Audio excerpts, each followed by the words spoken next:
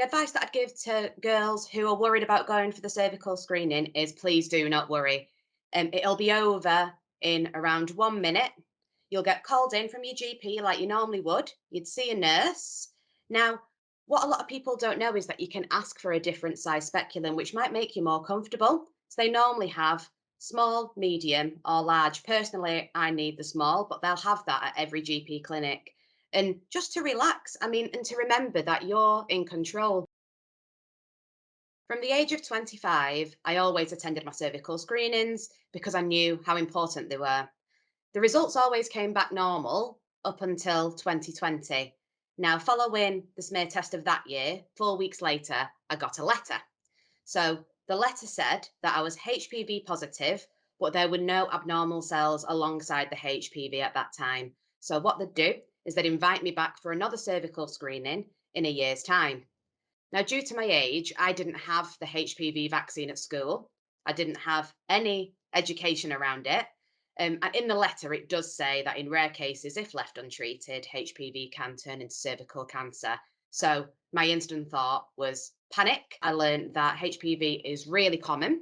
8 out of 10 people will have it at some point in their lives. And it can actually lie dormant and then flare up, which was the same for me, really. Because I was really confused when I got my diagnosis because at the time I hadn't been sexually active in 2 years. So the following year went for my repeat smear test.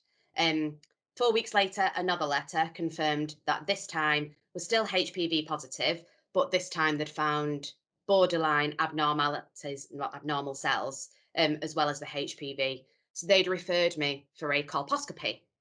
Now, I'd never had a colposcopy before. I panicked, didn't really know what to expect. So I actually called the colposcopy clinic and they were really, really helpful. The nurses, they explained that there's different types of speculums, more so than what's in the GP surgery. There's actually about 20 different sizes, even sizes for tilted cervixes as well. If I was nervous about the colposcopy, they'd actually provide gas and air or numbing cream, but I just needed to request that. So that was really helpful. About 2 weeks after the letter came, went for my colposcopy. The colposcopy is very similar to a smear test. So you'll go on the bed, speculum goes in as it would do in your smear test, and the colposcopist actually looks through a microscope. Now, that microscope stays 30 centimetres away from you at all times. It doesn't go in, so nothing to worry about there. And it is just for the colposcopist to have a closer look at your cervix to determine the abnormalities.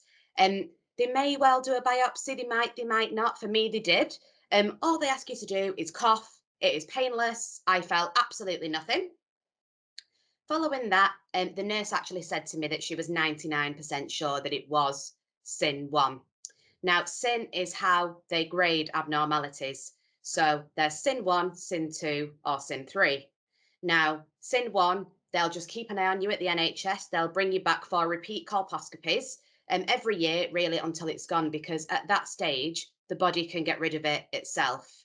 CIN2 or CIN3, there'll be a procedure to remove those cells, which is painless. That's done over local anaesthetic, 10 minutes, similar to the same amount of the time as the colposcopy, really. So 4 weeks after the colposcopy, I waited for my results letter, which then confirmed that I was CIN1. So at the moment, I feel really supported by the NHS and that they're actually looking after me. There was actually a bit of a stigma around discussing HPV, abnormalities with cells, the colposcopy, because nobody really talks about it. I didn't know that any of my friends had gone through the same thing.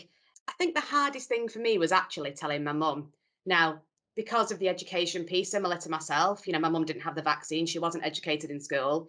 She thought that the reason I'd got HPV and subsequently the abnormal cells was because I wasn't practicing safe sex. And that's absolutely not the case. And I had to explain that to her that actually HPV is passed skin to skin. And the only way that you wouldn't be able to catch it would be if you wore a bodysuit 24/7 with a pair of marigolds. So she understands that now.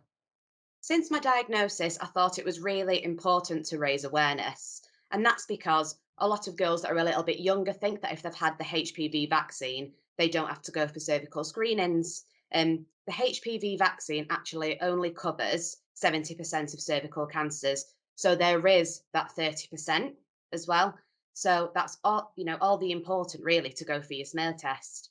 And to try and raise awareness myself, I actually shared a post which had an image of your cervix with how it would look like with CIN1, CIN2, or CIN3. Now, I feel like that'll really help get all the girls going for their smear test.